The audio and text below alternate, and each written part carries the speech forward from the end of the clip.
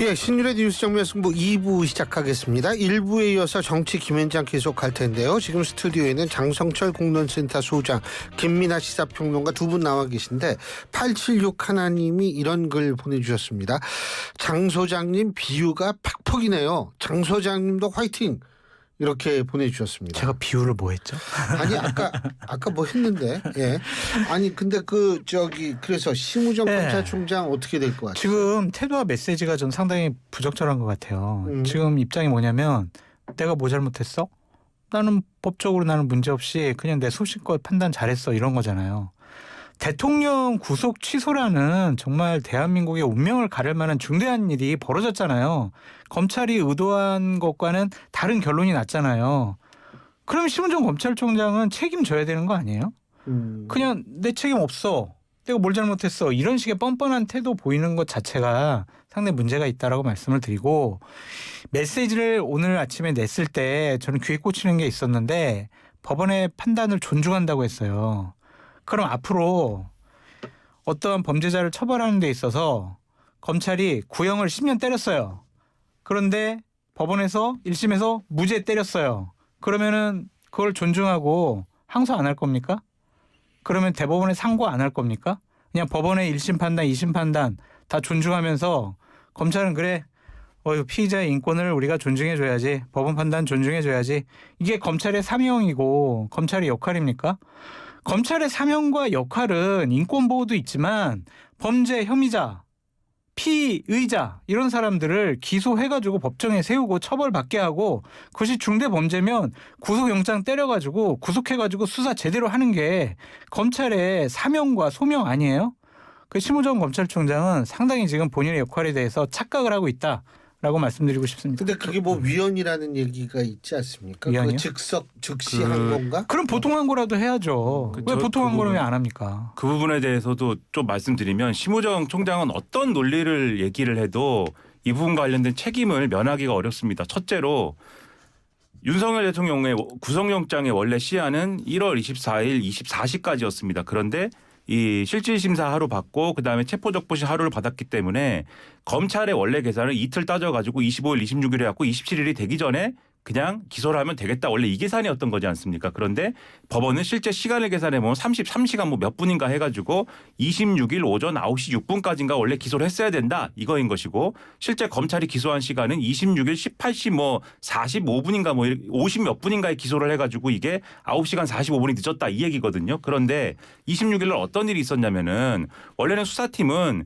그 전에 원래 영장 이 기간을 좀 10일 늘려달라고 법원에 2차례 요구했다가 이 거부당하지 않습니까? 근데 첫 번째 거부당했을 때 이미 수사팀은 그냥 기소를 합시다라는 의견이었다는 거예요. 오늘 이 기사를 보면은. 그런데 한 번 더 영장을 영장 이 기간을 연장하는 것을 요구해 보자. 라고 이제 대검 수뇌부가 요청했던 것이고, 그것도 거부당하니까 전국 검사장 회의를 소집을 합니다. 26일 날. 전국 검사장 회의를 누가 소집을 합니까? 검찰총장이 소집을 하죠. 그리고 이제 검사장 회의를 진행을 하고, 검사장 회의에서 결론이 어떻게 나느냐? 검찰총장이 기소 여부를 판단하자. 기소를 할 건지 말 건지. 그 판단하자라는 검찰총장에게 이 결정권을 주고 검찰총장은 고심을 합니다. 고심을 해서 저녁 때 18시 50 몇 분에 기소를 하는 걸로 검찰총장이 결단을 내려서 윤석열 대통령 기소가 결정이 된 거예요. 그러면은 법원 계산에 따라서 어쨌든 간에 시간이 늦었다라는 결론을 내리게 되는 이 과정에 다 검찰총장의 책임이 지금 있는 거 아닙니까? 그러면 다른 얘기 다 빼고 그냥 이 법원의 결론만 딱 놓고 봤을 때 이 법원의 결정이 부당하다라고 하는 취지의 즉시항고를 하지 않았다고 하면, 이 법원 얘기가 맞다라고 하면은 검찰 그중에서도 검찰총장이 잘못했다라는 거를 인정하는 거죠. 그러면 검찰의 내부 논리로만 봐도 검찰총장은 사퇴를 해야 되지 않습니까? 근데 오늘 나와서 뭐라고 하느냐 그러면은 검찰총장이 이거는 원래 구속 취소하고 그다음에 구속 집행 정지하고 요 보석 요 부분은 옛날에 유신 헌법 때 요 3종 세트를 비상 입법 기구를 통해서 만든 거기 때문에 앞에 2개가 위헌 판단이 나왔으므로 마지막 한 개인 구속 취소와 관련된 즉시 항고하는 거에 대해서도 위헌이 나올 가능성이 높다고 봐가지고 이거는 우리가 항고를 안 했습니다. 이렇게 설명을 하는 거예요. 제가 볼 때는 어불성설이 논리고, 특히 지난번 2015년에 구속 집행 정지가 위헌 판단이 나왔을 때 그때 국회가 보안입법 논의를 합니다. 그래서 이 국회에서 어떤 논의를 하느냐. 구속 집행 정지가 여기에 대해서 즉시 항고하는 게 위헌 판단이 나왔으니까 요거는 그러면 조항을 없애고 그러면은 지금 심우정 총장이 얘기한 것처럼 구속 취소에 대한 즉시 항고도 이번 기회에 그러면은 손을 보자라고 얘기가 나왔을 때 검찰 측하고 법무부 측이 뭐라고 얘기를 하느냐. 구속 집행 정지하고 구속 취소는 애초에 제도가 다르다. 구속 집행 정지는 구속이라는 거는 유지되는 상태에서 잠깐 내보내줬다가 돌아오게 하는 방식인 건데 요거는 법원이 그렇게 결정한 거에 대해서 검사가 즉시 항고를 하는 것만으로 요거의 일정을 늦추거나 하는 게 무리하다라는 판단은 일리가 있을 수 있으나 구속 취소라는 거는 아예 구속 자체를 취소하는 것인데 요거는 제도의 취지도 다르고 이 실질적인 방법이 달라서 구속 집행정지가 즉시 항고가 위헌이다라는 이유만으로 구속 취소도 위헌이라고 볼 수가 없으니까 구속 취소에 대한 이 즉시 항고도 조항을 없애면 안 됩니다라고 해서 그 당시에 국회가 이 조항을 남겨놓은 거거든요. 그때 굉장히 적극적으로 주장을 했던 네. 게 법무부 차관이었던 현재 김주현 민정수석입니다. 그래서 남겨놓은 조항인데 지금 와서는 그 당시에 김주현 차관하고 잘 맞춰서 주장을 했던 심우정 총장이 지금 와서는 다른 소리를 하면 모순이지 않습니까? 또 그런 점에서 오늘 심우정 총장의 얘기가 1부터 10까지 다 납득이 안 된다라고 말씀을 드리는 겁니다. 그 좀 아까 우리 장성철 소장님이 그 뭐 보통 한 거 말씀하셨는데 박세현 검찰 특수본부장이 윤석열 대통령 석방 그러니까 이 구속 취소 이게 보통 항고도 고려 안 하고 있다 이런 그게 보도가 있는 거예요. 그건 뭐냐면 즉시 항고가 가능한 사안에 대해서는 보통 항고가 안 된다고 판단을 한다는 게 지금 이 수사팀의 입장입니다. 또. 자, 그거 어떻게 될 것 같아요? 윤석열 대통령이 이제 어쨌든 관저로 돌아왔는데 이렇게 되면 최상목 대통령 권한대행의 운신의 폭이 좀 줄어들 수밖에 없지 않느냐? 예를 들면 뭐 명태균 특검법이라든지 마은혁 후보자의 임명 문제라든지 이런 거 그러면은 이게 어떻게 될 거라고 보세요? 지금 최상목 권한대행의 오늘 일에 대해서 기자분들이 좀 저에게 정보를 보내준 게 뭐냐면 최상목 권한대행 업무 지원을 위해 구성된 범부처 TF 조직이 오늘 점심에 사실상 해단식을 가졌다. 이 이유는 뭐냐? 예. 기재부는 이번 주 총리 복귀를 예상을 하고 있다. 권한대행 업무 마무리 준비 중인 것으로 지금 알려지고 있고 예. 준비 중이다. 그리고 당초 대통령 탄핵 인용을 확신하던 공직사회가 점차 대통령 복귀 가능성을 높게 보는 분위기다.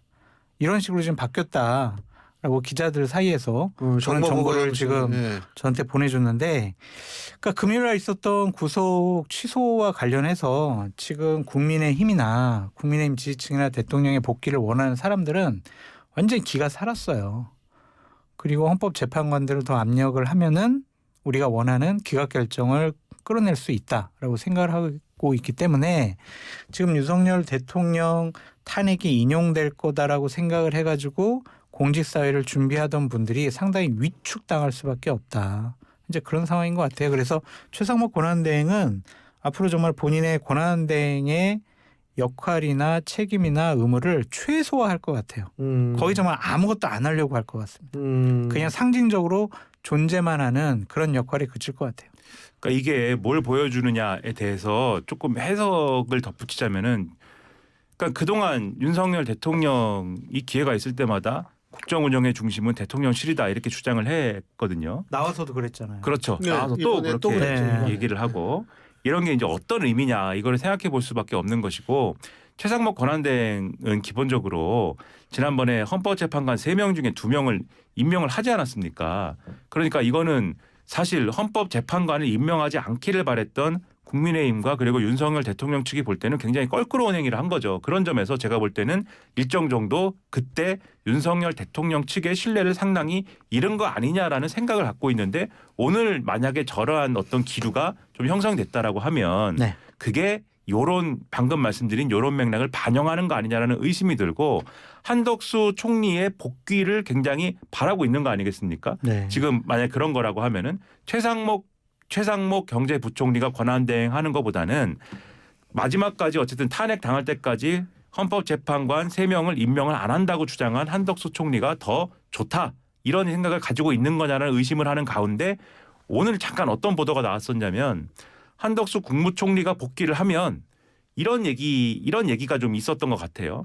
그러니까는 최근에 최상목 권한대행을 중심으로 한 정부가 의대 정원 증원과 관련돼 가지고 올해는 어쨌든 간에 요거는 어쨌든 좀 동결을 하는 걸 전제로 해서 논의를 좀 추가로 해봅시다라고 의료계에 지금 제안을 한 부분이 있는 거잖아요. 그거가 관련돼 가지고 윤석열 대통령 측에서 그게 문제다. 그것은 그래서 한덕수 총리가 돌아오면 그거 관련돼서도 이 지금 나온 동결안에 대해서는 다시 되돌리는 쪽으로 얘기를 해보는 게 어떠냐 뭐 이런 얘기가 있는 거 아니냐라는 취지의 뭐 이런 보도가 나왔는데 거기에 대해서는 대통령실이 그걸 그렇게까지 얘기한 바는 없습니다. 이렇게 지금 일단 해명을 해놓은 상황입니다. 그런데 이런 기류가 뭘 의미하는 거냐? 지금 장 소장님이 전해주신 저런 얘기대로 최상목 권한대행이 뭔가를 주도하는 이런 것보다는 한덕수 총리가 한덕수 총리에 대한 탄핵이 기각이 돼가지고 한덕수 총리 체제의 권한대행 체제가 훨씬 더 매끄럽게 돌아가는 것이 좋다라는 기대를 반영하는 거고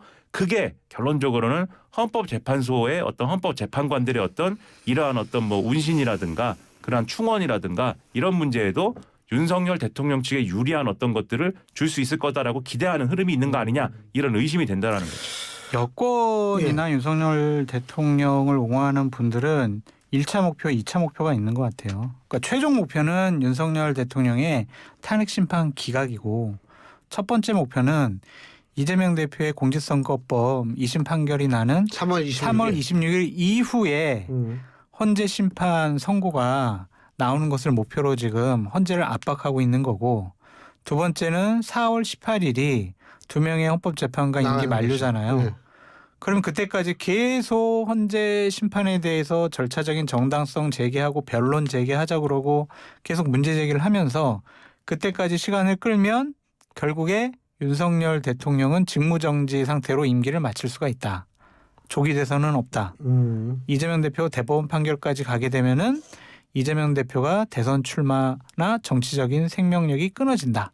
이렇게 판단을 하고 단계적으로 압박의 강도를 상당히 높일 것 같다라는 생각이 들어요. 그런데 그 또 한 가지는 뭐냐면 그럼 우리가 지금 아무것도 모르잖아요. 지금 예측입니다. 어떻게 될지. 아니 아무것도 모르는데 아니 우리야 뭐 그렇다고 치지만 진짜 답답한 사람들 누구예요? 조기 대선 있을 가능성 가지고 지금 열심히 뛰었던 사람들 아니에요? 그래서 의문의 1승이 저는 김문수 장관 같아요. 아 왜요? 대선과 관련된 아무런 활동을 하고 있지 않잖아요. 네. 다른 분들 같은 경우에는 왜 노동개혁 토론회 했잖아요 국회에서. 아니 그거는 그냥 초청으로 간 거고. 50몇 명, 60명인가 59명인가 뭐 국회의원 58명.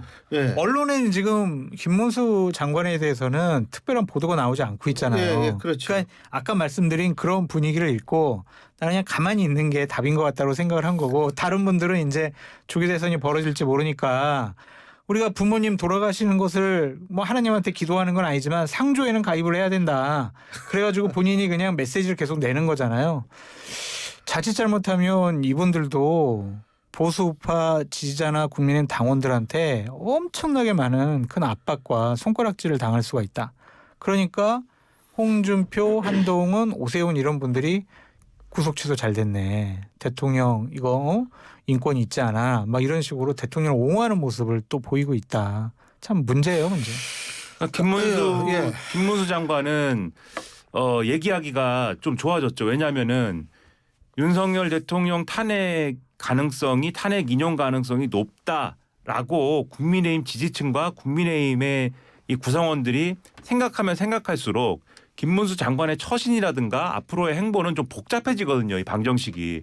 윤석열 대통령의 탄핵을 반대하고 있고 윤석열 대통령은 탄핵되면 안 된다라고 주장을 해왔고 그렇게 행동하고 있는데 그러한 지지층의 여론을 대변하고 있는데 탄핵이 되면 이제 어떤 명분으로 어떻게 대선을 치르는 방향으로 갈 거냐. 굉장히 여기서부터는 정말 자기 실력대로 해야 되는 거 아닙니까? 거기서부터는 굉장히 이제 복잡한 방정식을 이제 풀어야 되는 건데 지금 윤석열 대통령이 이렇게 바깥으로 나와버리면 그러면 김문수 장관은 또 이제 윤석열 대통령 잘 됐다. 윤석열 대통령 탄핵되면 안 된다. 정말 모든 대선 얘기는 뭐 탄핵된 이후의 얘기지 지금 얘기하는 거는 불충한 일이다. 그냥 이 얘기만 하면 되거든요. 네. 그러니까 이제 김문수 장관은 상당히 좀 뭐랄까 메시지가 이제 단순 명료하게 이제 가면 되니까 상당히 좋아진 것인데 그 나머지 분들은 처지가 가장 이제 좀 이상해진 건 한동훈 전 대표죠. 사실 한동훈 전 대표의 경우에는 가장 윤석열 대통령하고 이전까지 강하게 대립해온 측면이 하나가 있고 계엄을 이제부터는 계엄을 내가 해제하는데 일조했다. 그리고 뭐 그동안 쓴소리도 많이 했다. 이제는 이런 메시지를 좀 강화하려고 여러모로 좀 이렇게 뭐랄까요, 좀 준비를 하면서 좀 이 자리를 알아보고 있는 그런 상황이었는데 갑자기 또 이렇게 되면은 지난번에는 이 2월 말에 이렇게 뭐 책 내고 하기 전에는 한동훈 전 대표가 좀 뉴스에 안 나오지 않았습니까? 그럴 때는 뭐라고 얘기를 했냐면 지금은 대통령의 시간이기 때문에 대통령이 막 변론도 하고 대통령이 뉴스에 나와야 되기 때문에 그렇기 때문에 내가 나오는 거는 도리 안 맞는다 뭐 이런 얘기를 했어요. 언론에 간접적으로. 그래서 최후 변론 끝나고 나서 이제 자기가 나오는 걸로 전략을 짰다. 이런 설명을 한 거거든요. 메시지 안 겹치게. 왜냐하면 메시지가 충돌할 테니까 분명히. 근데 지금은 기껏 그렇게 피해가지고 나왔더니 지금 또 충돌하게 생긴 거 아닙니까? 메시지가. 그렇다고 다시 들어갈 것도 아니잖아요. 또. 그러니까는 이제 메시지가 꼬이는 거예요. 당장 낸 메시지가 대통령이 건강을 챙겨야 하고 구속이 절차적 문제가 있으면은 취소되는 게 당연한데 뭐 이렇게 가야 되니까 메시지가 당장 이제 꼬이게 된 상황 아니겠습니까? 그래서 굉장히 이제 난감한 상황에 처하게 됐고 또 난감한 사람 한 명은 오세훈 시장이죠. 사실은 오세훈 시장도 메시지를 그동안 메시지의 정도를 굉장히 좀 줄이면서 좀 줄타기 해오는 메시지들이 있었습니다만은 그래도 언론에서 분류하기에는 탄핵 찬성파로 분류를 해온 측면이 있지 않습니까? 하지만 이제 계속 또 어떤 메시지를 내야 되는데 명확한 메시지를 일부러도 안 내왔는데 지금도 계속 명확한 메시지를 더더욱 내지 않아야 되는데 이런 상황으로 어떻게 뭐 대선 준비를 하며 어떻게 또 행보를 해나가겠습니까? 그래서 다들 이제 이 부분들은 곤란해지는 것이요. 근데 제가 한 가지 더 여쭤볼게요. 중도층은 어떻게 해요, 그러면? 중도층이요? 예. 국민의힘의 저런 이상한 생각과 판단에 대해서 뭐 다음번 선거에서 우리가 국민의힘을 선택을 할까 그런 고민에 빠지겠죠. 그러니까 대선 후보들은 이거 이쪽으로 가 이쪽 저 표를 얻자니 저쪽에 나갈 것 같고 저쪽 표를 이렇게 되는 거 근데 아니에요? 교수님 지금 국민의힘 지도부나 예. 국민의힘 대선 후보들은 예. 중도층을 겨냥하고 자시고 지금 그런 한가한 때가 아니다라고 생각을 하는 것 같아요. 일단은 대선 후보 경선을 하든 아니면 대선 후에 당권 전당대회를 하든 다 국민의힘 지지층 당원들의 입맛에 맞는 요리를 내놔야 된다. 그런 생각이 들어가지고 맛있는 요리가 아니라 그냥 특화된 요리를 내놓고 싶어 하는 것 같다. 좀 그런 생각이 드는데 지금 이 과정 중에 제일 신난 거는 명태균 씨예요. 어허. 아니 명태균 씨가 이제 자기 뭐 구속 취소 막 그것도 낸다 그러고 얼마 전에는 홍준표, 오세훈 이분들 껍데기를 벗겨버리겠다 막 그랬잖아요. 오늘 무슨 얘기했어요? 한동훈을 한 방에 날릴 카드를 쥐고 있다 이러잖아요. 그랬어요? 네. 내가 못 봤어요. 아니 그러니까 이 사람이 지금 신난 거예요. 완전히 자기가 이제 국민의힘 대선 후보들 경선에 뭐 개입할 수 있고 좌지우지할 수 있다라고 뭐 생각을 하는 거잖아요. 이런 점이 난감한 거예요. 뭔가 조금 뭐 중도층이나 국민의 눈높이에 맞는 결정과 메시지를 내려고 해도 중간중간 윤석열 대통령 나와가지고 태클 걸어 명태균 나와가지고 그냥 안따리 걸어 이러니까 국민의힘이 뭐 할 수가 있는 상황이 아니에요. 이 상황에서 지도자라면 교수님 옳은 얘기, 눈높이에 맞는 얘기, 진영에 매몰되지 않은 얘기를 해야 되는 거 아니에요?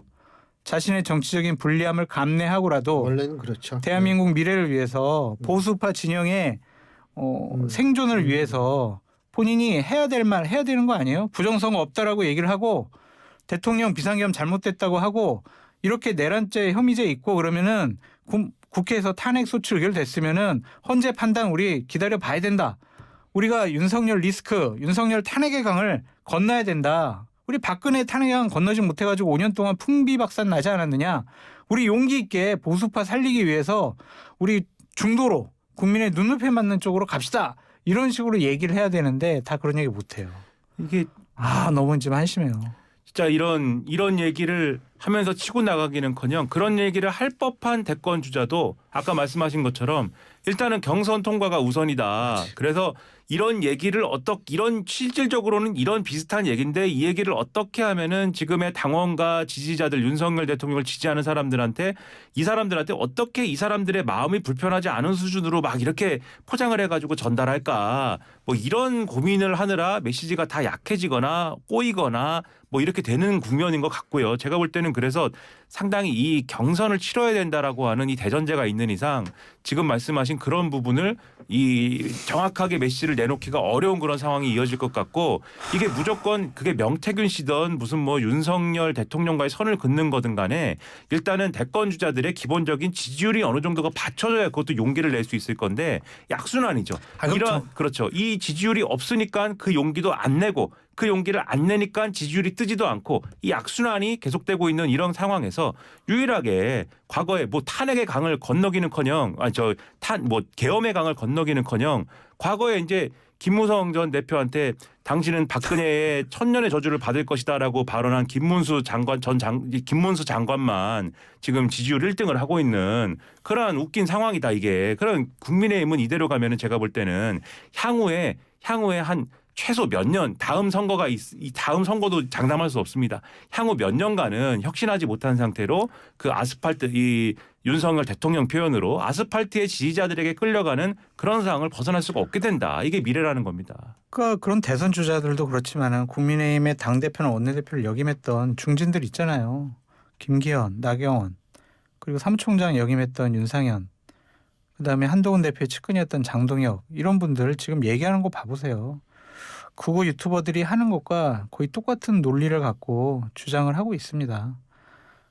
이런 상황에서 국민의힘이 제대로 국민의 사랑을 받는 그런 정당이 될 것이냐라는 좀 생각이 들고요. 그렇게 지지층 눈치 볼 거면 정치 안 하셔야죠. 지도자가 되겠다라는 생각 안 하셔야죠. 나의 정치적인 손해를 무릅쓰고 대한민국과 보수파 전체의 진영 그것을 위해서 본인 메시지도 내고 행동을 해야 되는데 그 조그만 그 권력을 지우려고 주먹질을 한다고 한들 과연 그것이 본인의 정치적인 목표와 이상을 달성하는 데 도움이 될까 좀 그런 생각이 들고요. 많은 분들이 저한테 손가락질을 합니다. 너는 보수파 진영의 패널로서 왜 자꾸 윤석열 대통령과 국민을 비판하냐고. 저런 모습을 어떻게 옹호를 해요. 제가 서종국 변호사도 아니고 저보고 너는 보수파 평론가니까 무조건 기계적으로 국민의힘이나 윤석열 편들어 그러면은 저 방송을 안 할래요. 저 양심상 그렇게 못 하겠어요. 그런 생각과 과거를 갖고 이 나라를 맡아보겠다고 대통령이 되겠다고 결심한 분들은 용기 있게 본인 하고 싶은 말 마음속에서 하고 싶은 말 그 말을 좀 했으면 좋겠어요. 부정선거 아니야. 부정선거 주장하는 당신들 잘못됐어. 라고 용기 있게 외칠 수 있는 정치 지도자를 보고 싶습니다. 저는 그 부정선거 말씀하시니까 이 얼마 전에 제가 그런 생각이 부정선거 있었다고 주장하시는 분들은 그러면은 방송사 출구조사하고 선거 결과가 엇비슷하게 맞아떨어지는 거든 어떻게 해석하실 건가 저는 그게 갑자기 궁금해지더라고요. 여론조사도 부정이다. 아 출구조사도 부정이다. 아니 그게 참 궁금해지더라고요. 그건 뭐 어디까지 가는 거예요? 근데 너무 답답해요 교수님 진짜. 이게. 아니 근데 이재명 대표 지금 이 전국의 이재명 대표는 그러면 야 이게 나한테 유리하게 돌아가는구나 이렇게 생각할까요? 윤 대통령의 석방? 마음속으로는 뭐 그런 생각을 뭐 할 수 있겠죠. 정치 공학적으로 뭐 이렇게 분석을 했을 때는 그동안 이제 이재명 대표가 나름대로 비명계 인사들 쭉 만나면서 저는 뭐 처신 잘해온 부분이 있다고 보거든요. 예를 들면은 김경수 전 지사 만나고 임종석 전 비서실장 만나고 다 했는데 임종석 전 비서실장 같은 경우에는 면전에서 나는 이재명 대표 말고 다른 사람 밀겠습니다 했는데도 아 그러십시오. 그게 민주당 그 민주주의입니다라고 해가지고 오히려 얘기한 사람이 좀 뭐랄까 요즘 말로 뻘쭘해지고 뭐 이런 상황이 있지 않았습니까? 그러면서 비명계가 이 다른 간접적으로 다른 언론이나 이런 데서는 아 우리가 들러리 되는 것 같고 기분 나쁘다 뭐 이럴 정도로 처신 잘해왔는데 최근에 뭘 잘못했냐면 검찰 그렇죠. 최근에 저는 왜 그런 발언을 하는지에 대한 좀 이해가 잘 안 되는데 그 최근에 이제 그 뭐 이제 유튜브 방송에 가서 본인에 대한 이제 체포동의안 표결할 때 그 당시에 이제 찬성 표결했던 사람들 검찰하고 내통한 것으로 거의 확신하는 듯한 발언했지 않습니까? 그러면서 사실 이전에 해온 이 전략 비명계의 반발을 오히려 역이용하면서 비명계 들러리 세우는 전략 이게 이제 이상해지면서 오히려 비명계한테 명분 주는 그런 상황이 됐거든요. 그러면서 이재명 대표의 사실은 당내에서의 일정 정도의 이 명분이 금이 가고 위기가 올 수도 있는 그런 국면이 됐다라고 봤는데 근데 지금 윤석열 대통령이 이렇게 풀려나면서 갑자기 얘기는 지금 없어지는 거 아닙니까? 오히려 비명계 인사들도 자 내란을 막는 것이 뭐 우선이다 뭐 이런 얘기를 하면서 김경수 지사 뭐 단식한다고 하는 거잖아요. 지금 단식한다고 나가버리는 거 아니겠습니까? 아무도 지금 이재명 대표에 대해서 지금 왜 그런 얘기 했느냐 지금 무슨 생각이냐 진심이냐 이런 얘기 아무도 안 하는 거잖아요. 그러니까는 이런 걸 보면 공학적으로 보면은 오히려 민주당 지지층은 결집을 하고 국민의힘 지지층은 뭐 지금 당장 뭐 이를 결집하는 것처럼 보여도 장기적으로는 중도층의 신뢰를 잃을 것이기 때문에 그래서 공학적으로는 지금 민주당과 이재명 대표한테 유리한 국면일 텐데 저는 하나 말씀드리고 싶은데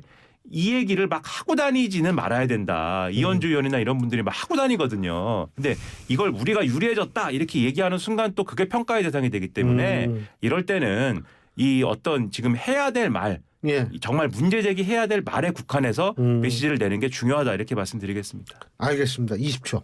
뭐 하실 말씀 있으시면. 땡큐 미스터 프레지던트 이윤 이렇게 생각을 하고 있겠죠. 진짜 딱 시간 맞춰주시네. 네. 예, 오늘 두 분 말씀 여기까지 듣겠습니다. 고맙습니다. 감사합니다. 예, 지금까지 장성철 공론센터 소장 김민아 시사평론가 두 분과 함께했습니다.